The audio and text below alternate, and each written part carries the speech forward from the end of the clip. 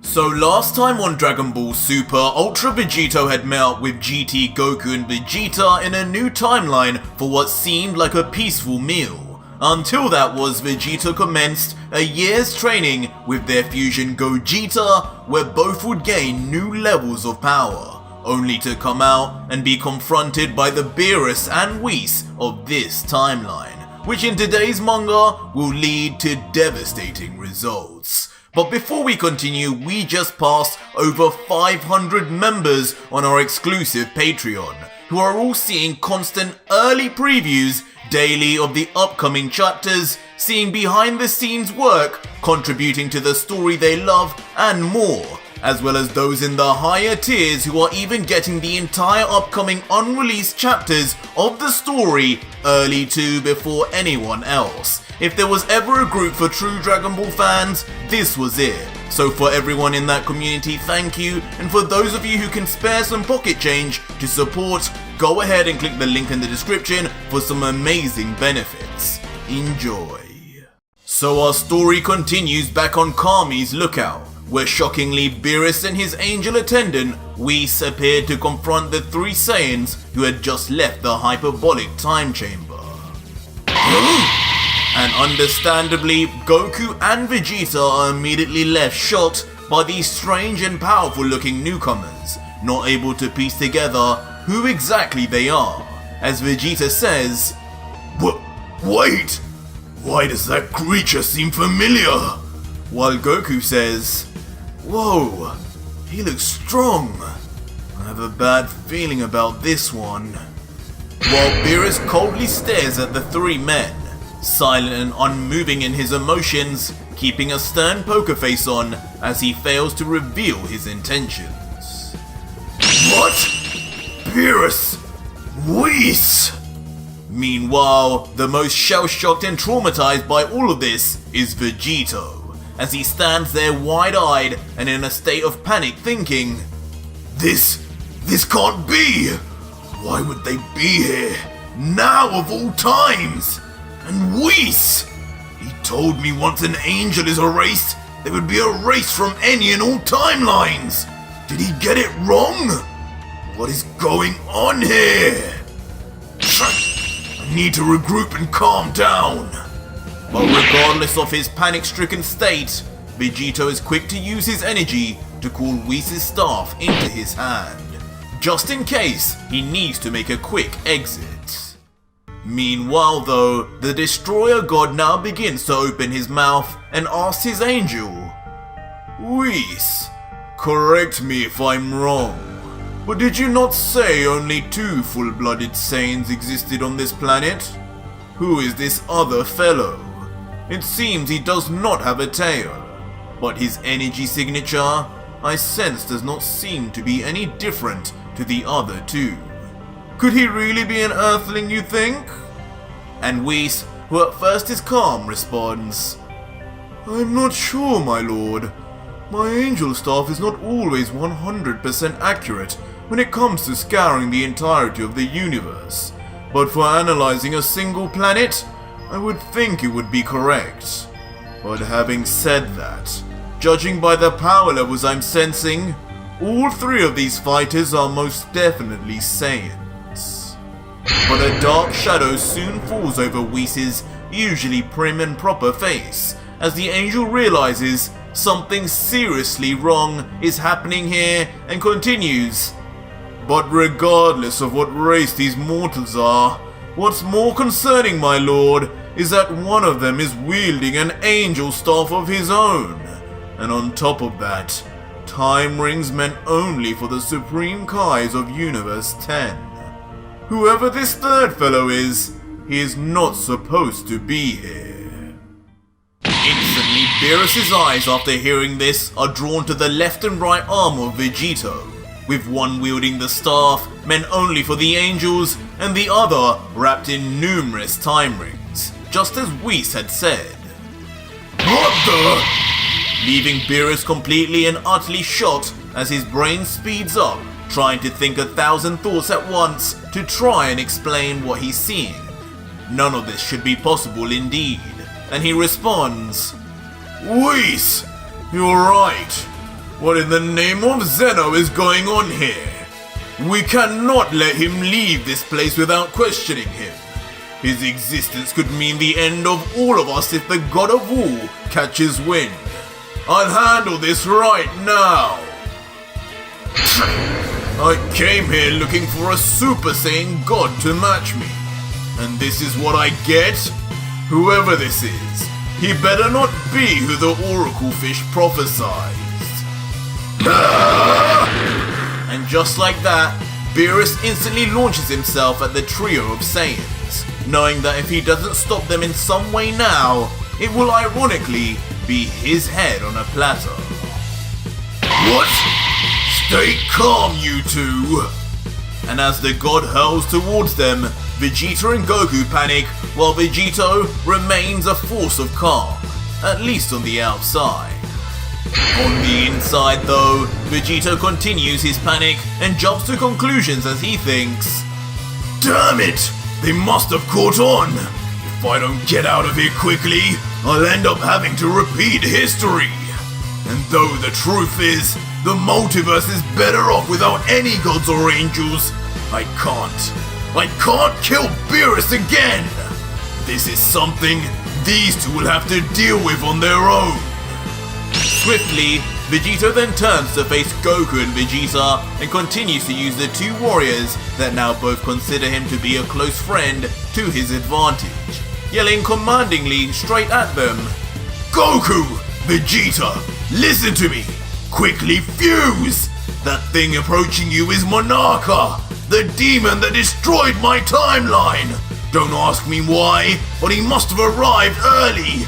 Use what I taught you and stop him at all costs! Do it now! What? Huh? No. Both Goku and Vegeta are left momentarily motionless by the revelations. They'd only just finished training and already they had a new foe to face. Eventually they come to grips and Goku begins, damn it, he's here already? But we've barely recovered. Vegeta! Do you think we can do this? While a borderline annoyed Vegeta responds, it's not like we have a choice, Kakarot! That damn Vegito said it would be years, and coincidentally, they come just the day after he arrives? I knew messing with our timeline like that wouldn't go down well. But whatever, that's in the past now.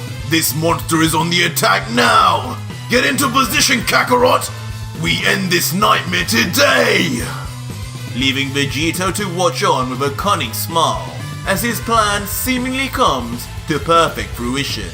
Thinking, yes, that's the way, Vegeta. Take command and sort out this mess for me. As from afar, we then hear the two Saiyans iconically yell, Fusion!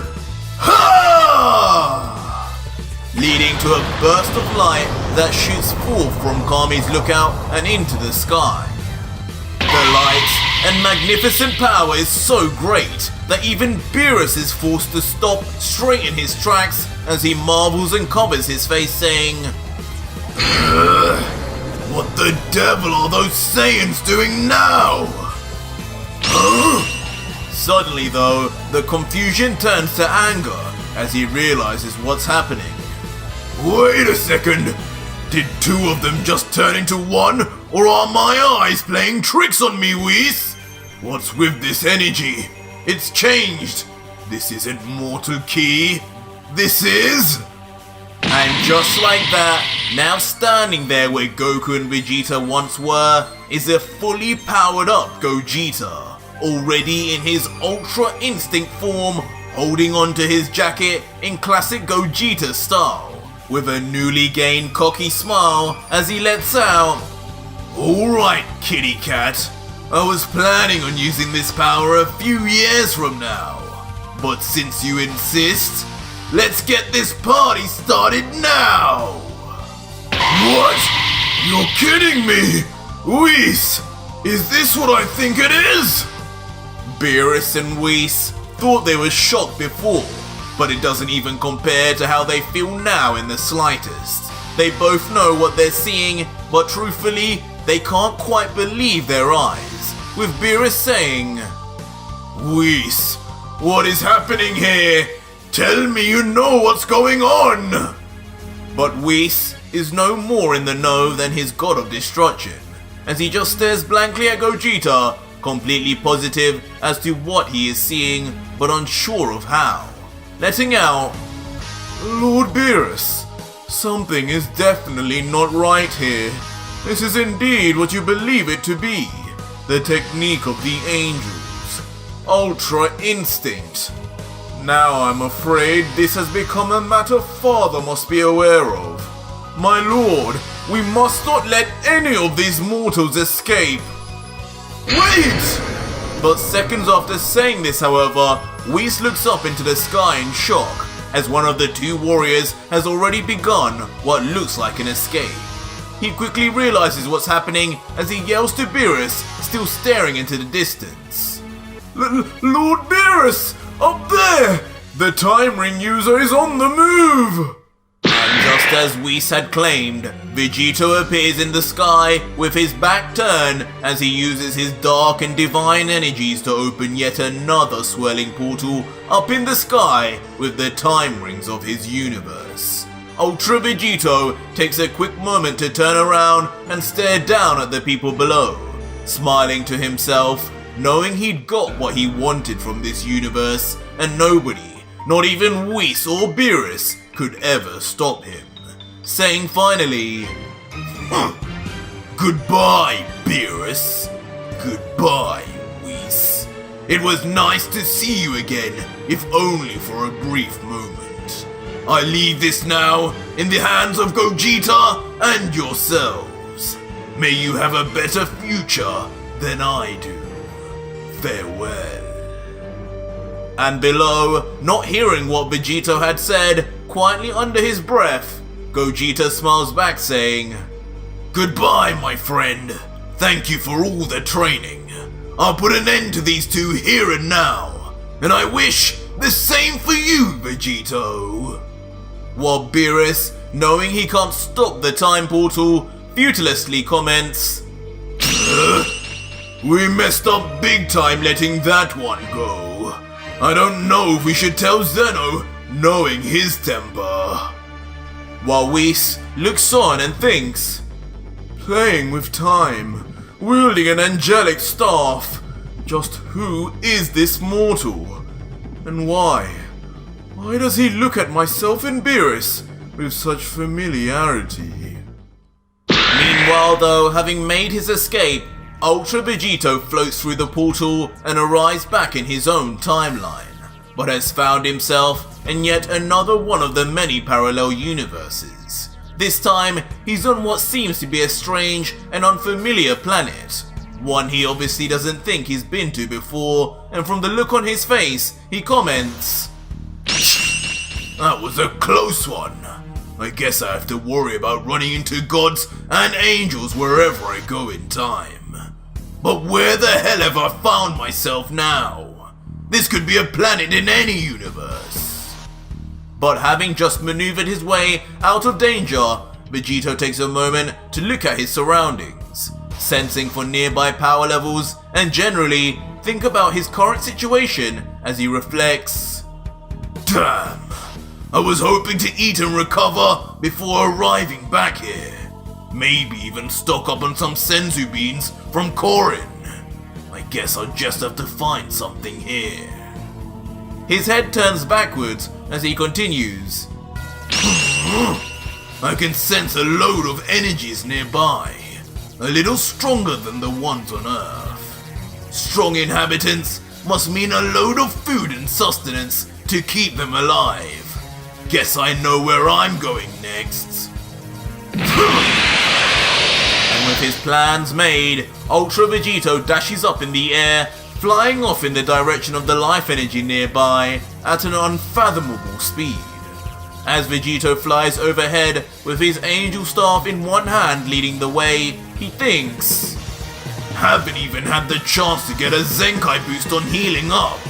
But man, that training with Gogeta really made a difference. I can feel the improvement, the power, the speed. I'm on a whole new level. That Vegito, a Super Saiyan 4 form combined with mastered Ultra Instinct, has made him a monster. I do wonder what will come of that universe now that that power is in his hands. Soon, with Vegito's speed, he finds himself over a thriving village population, noticing, down there, people. They look pretty strange though. As the fusion warrior looks down, he sees many different types of wolf-like people, standing on 2 feet, living down on the ground below. Eventually, he stops suddenly and descends to the ground to land with a thud, and as his eyes dart around for the first sign of food, he wonders to himself out loud, either unaware of just how morbid his thoughts really are or just not caring. An entire planet population of wolves and beasts.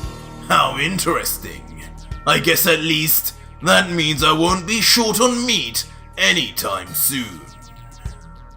Vegito walks around and soon arrives at a nearby section of shacks, tents and food stalls. It's not long before he finds a market stall that piques his interest immediately.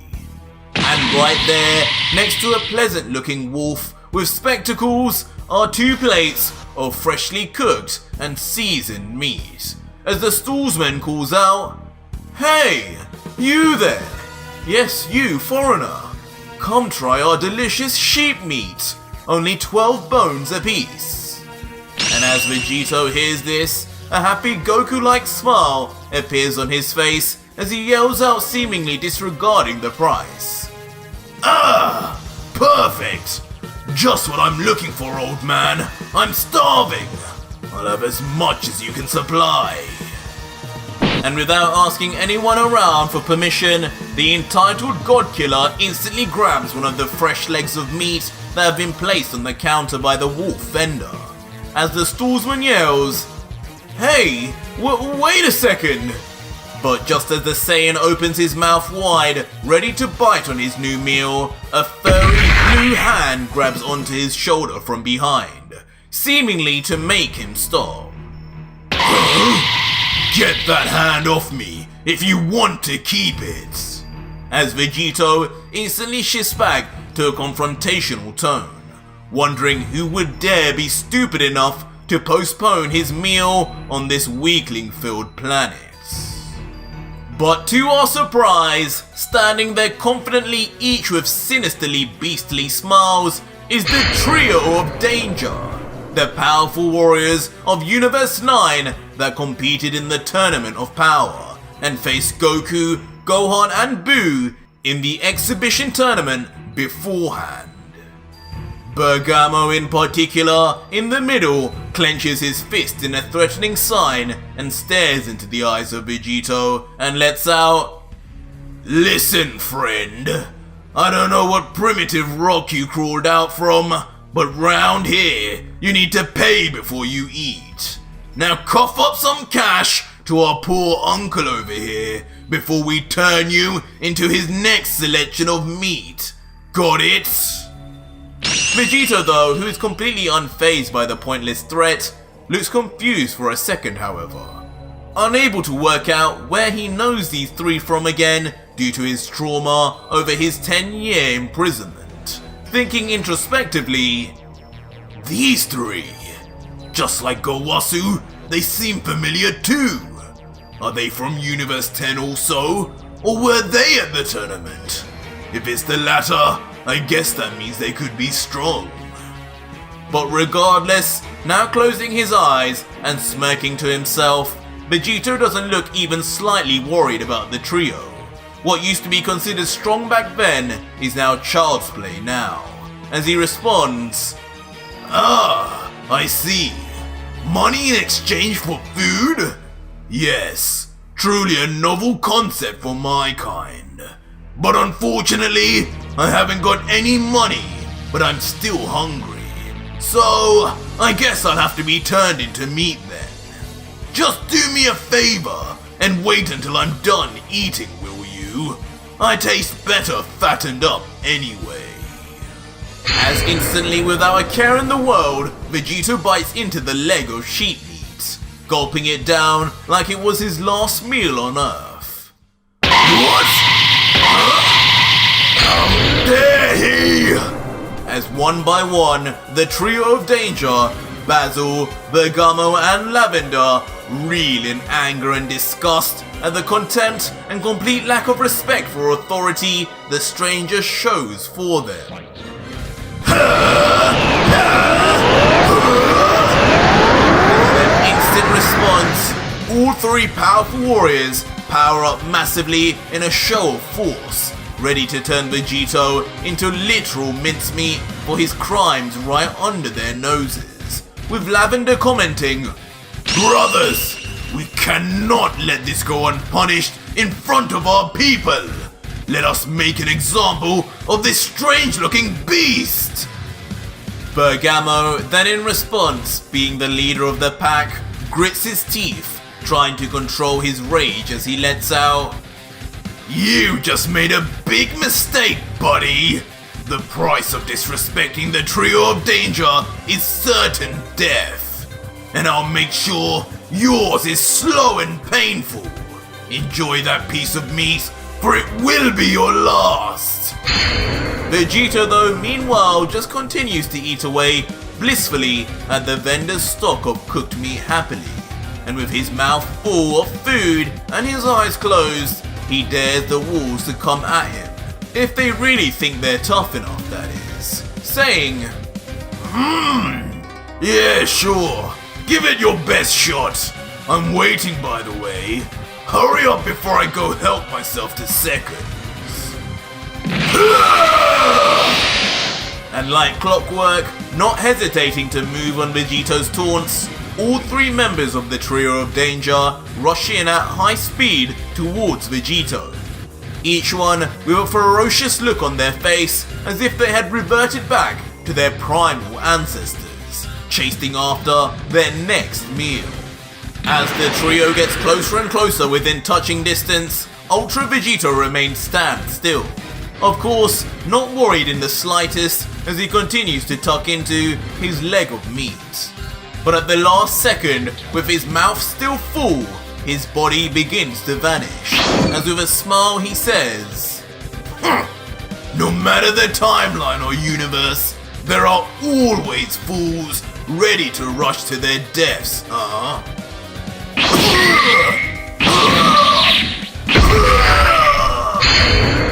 As instantly, in a show of incredible speed, technique and ability, mid-flight, Vegito appears before each of the three brothers and attacks each one separately, with Bergamo being the last, being hit directly in the stomach.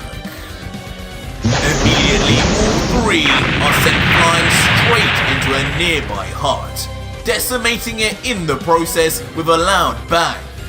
But standing there with them, with his foot planted on the stomach and chest of Bergamo, is still a smiling Vegito, looking down at his prey as he says, "So when exactly am I supposed to suffer this slow and painful death, huh? You know, on my planet, we hunted your kind.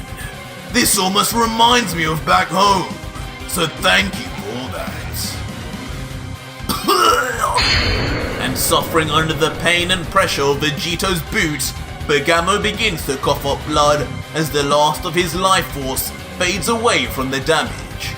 But soon, finally realizing who the stranger is that he has actually ended up fighting against, a come-to-terms Bergamo grunts out at his opponent in pain. "There's no doubt about it. This power, this speed. You must be who the gods warned us of. You are the God Killer, Vegito." Vegito, with one cheek full of food, looks down at Bergamo with a look of surprise and confusion as he questions the dying animal. "What's this? You know me too. How's that? It's bugging me not knowing where I know you guys from. Did we fight before or something? Maybe that explains how easily I read your movements. But an angry grin soon forms on Bergamo's face, however, as he lets out while still bleeding. I'm afraid not. But the rumors of your evil deeds precede you, Vegito. Unlucky for you, Lord Cedra came prepared for just this moment. To think, we'd be the ones to spot you though. Of all the warriors in this universe, Cedra entrusted this device to. Oh well, for the good of the universe, the trio of danger will do anything. It's then that we see in Bergamo's hand there is a small and familiar purple and blue button, just like the one Goku used to own that summoned Zeno, before immediately he presses the button. Meanwhile, on the other side of the galaxy, Cedra and his angel Vegito are seen in an unnamed area of Universe 9, when they both simultaneously suddenly receive the signal let out from the mysterious button. They both look shocked as they turn to one another, solemnly knowing what they have to do next, as Cedra says, "It's Bergamo, the God Killer! He's here! It's time, Vegito! Get us there now!" And without saying a word more, using the power of Vegito's staff, the God of Destruction of Universe 9 and his attendant disappear and quickly reappear in space outside of the planet of Bergamo and his brothers, the one Ultra Vegito is unknowingly situated on right now. With a look of visible sadness and regret on his face, Cedra then looks down on the planet, as if knowing it is about to suffer a cruel fate before letting out, "Bergamo, Lavender, Basil, you have my word. You three will always be remembered in the hearts of us gods. 3 heroes that saved the multiverse. The brothers of legend. Goodbye, my friends." And knowing he can wait no longer, Cedra then raises his right hand to the planet and yells out as it creates a massive glowing spinning ball of the now familiar purple destruction energy, before shouting, "Hakai!" instantly launching the concentrated ball of destruction power right down on the unsuspecting planetary population. Back down on the planet, Vegito remains with his foot on Bergamo's chest, when suddenly he notices something. Huh? What's this? Some kind of escape technique? As right before him, Bergamo already begins to turn to nothingness as he becomes erased under the power of Hakai. With a small grin, knowing his time has come, Bergamo says, "Haha, so it's begun. Goodbye, God Killer. I would say we'll meet again in the afterlife, but I guess that's not where we'll be going." What? Soon after, the confusion over Bergamo's riddle-like words increases exponentially as Vegito looks down at his piece of sheep meat, and that too now begins to erase to particulate matter. And within seconds, now not only has the entire chunk of meat gone, but so too has a number of Vegito's fingers, as he finally realizes that he's been done in and what has just happened. What? What's going on? No, surely not! He didn't! And with a righteous, indignant fury in his voice, Vegito looks at the sky and yells out, No! Not like this! Stop, you fool! As from back in space, we see the once peaceful planet instantly erupt into an explosion that leaves nothing behind but dust in its aftermath.